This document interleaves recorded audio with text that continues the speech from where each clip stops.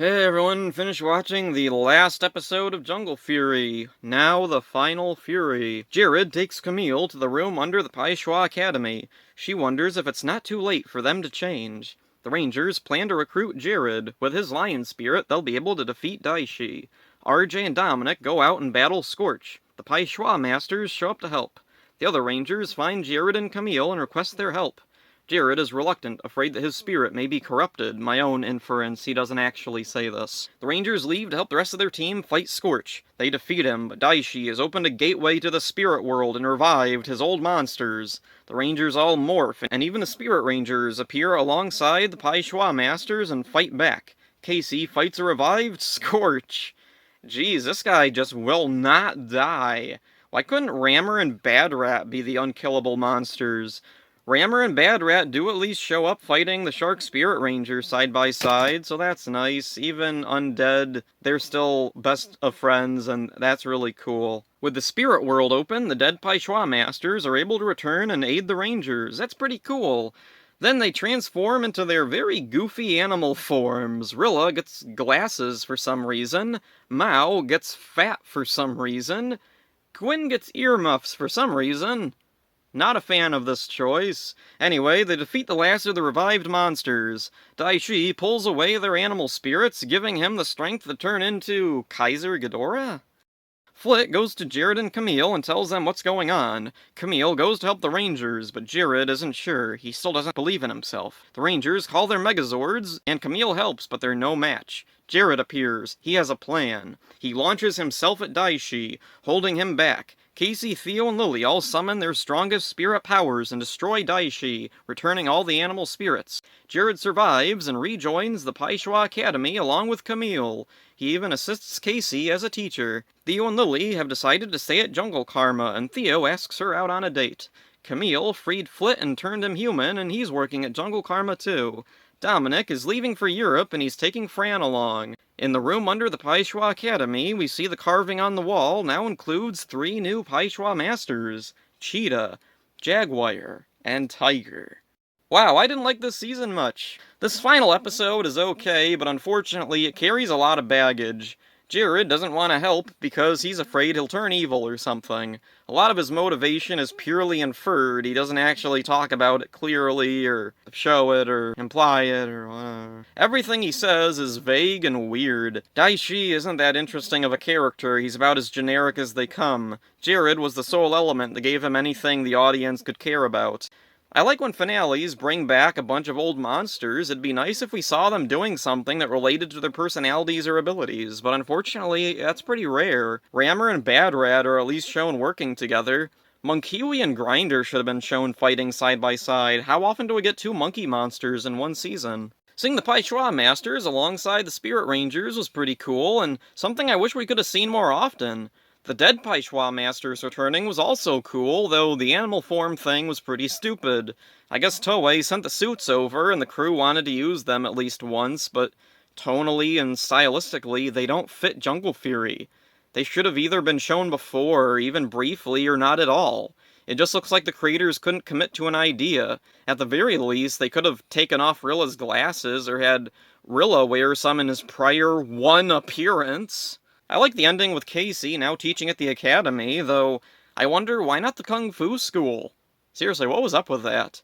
Jared and Camille's story ends fine. It's kind of like Mara and Capri joining the Wind Ninja School. Flit's human form is revealed, as well as his real, unaltered voice, which is far easier to listen to than his stupid fly voice. Since Camille turned me back into a human, I've got plenty of time to help my friends. We never did learn why he was fighting Camille.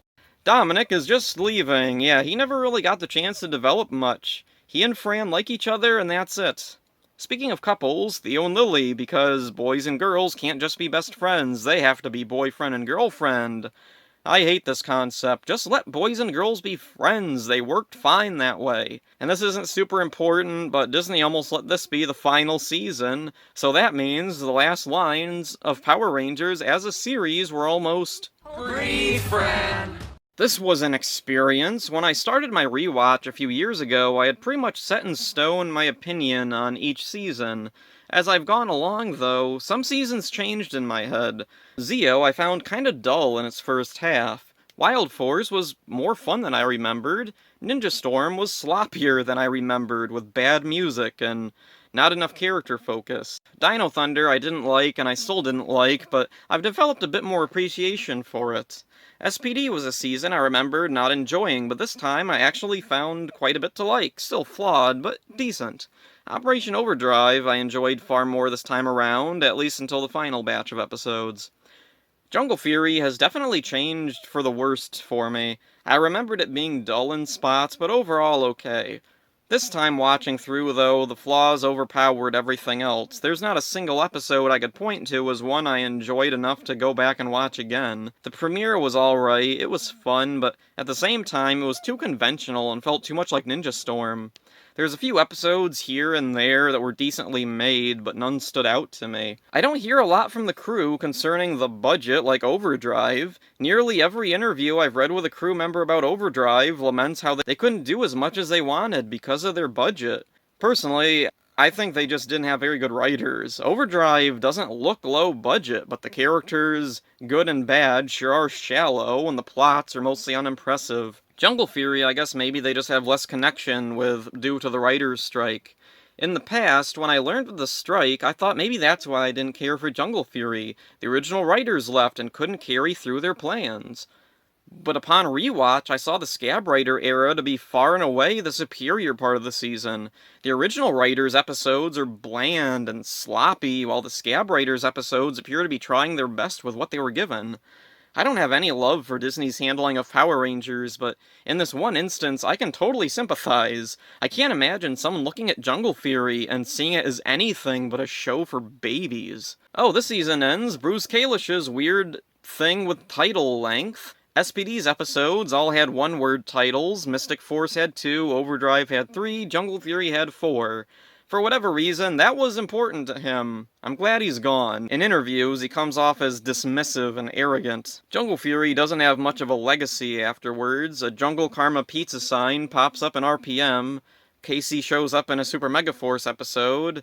There was no team-up the next year. No returning characters aside from that one instance of Casey and Megaforce. Despite my personal opinion on the show, Jungle Fury has become pretty popular with fans. Most of the popularity seems to come from the aesthetics. I can understand that. Jungle Fury has some great visuals and designs. For me, though, it's a bit like SPD. Yeah, there's stuff that looks cool, but that's because it's from Geki Ranger. I'd much prefer just watching Geki Ranger. So, next time starts RPM. Definitely my favorite season of the Disney era. RPM had a new showrunner with a fresh vision, as in he had a vision at all. RPM blew me away when I first saw it. Well, actually, the first time I tried to watch it, I was so put off by the theme song, I turned it off, and it took a while before I gave it a second chance. RPM feels like a Lost Saban season at times. It fits in tonally with Lost Galaxy Lightspeed Time Force. The season has a heavier focus on character than nearly any past season. The humor was much more sophisticated and much of what we were getting before, and even had some clever metatextual jokes for fans. Jungle Fury was like a long hike through the mud, but RPM is a refreshing shower afterwards, at least I hope. That's it for this one, hope you enjoyed it. See ya in RPM. Boy, am I so fat. Power Rangers RPM, premiering next Saturday on ABC Kids. Is it just me, or do I rock? The brand new series, Power Rangers RPM. New episodes tomorrow at 8 a.m. only on Jetix.